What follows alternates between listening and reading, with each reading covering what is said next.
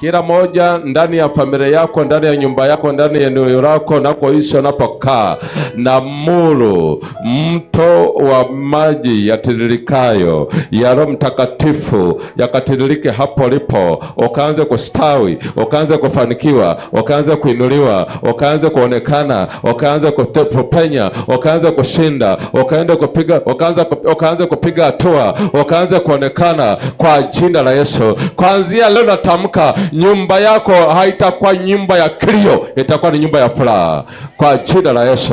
Natamka nyumba yako itakuwa ni nyumba ya kuzaulika, itakuwa ni nyumba ya kuheshimiwa kwa jina la Yesu. Natamka nyumba yako haitakuwa nyumba ya kukataliwa, itakuwa ni nyumba ya kupendwa kwa jina la Yesu. Natamka nyumba yako haitakuwa ni nyumba ya magonjwa, itakuwa ni nyumba ya afya njema kwa damu ya Yesu. Watu wateja wanainuka, naona tenda zinaachiliwa. Naona tenda zinaachiliwa. Naona tenda zinaachiliwa.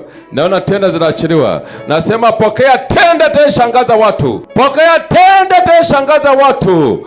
Nasema pokea tenda hiyo itashangaza watu kwa jina la Yesu. Tenda itashangaza watu. Watu wakukuangalia wanasema, ni nini ametoa wapi? Tenda, pokea tenda ya biashara, ya kazi, ya maendeleo, ya mipango, ya kazi zako. Pokea tenda. Pokea tenda kwa damu ya Yesu. Pokea.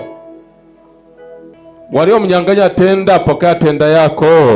Pokea tenda yako ya biashara. Pokea tenda yako na kusupply vitu kwa damu ya Yesu. Hata kama ilikuwa ndogo, ipokee kwa jina la Yesu.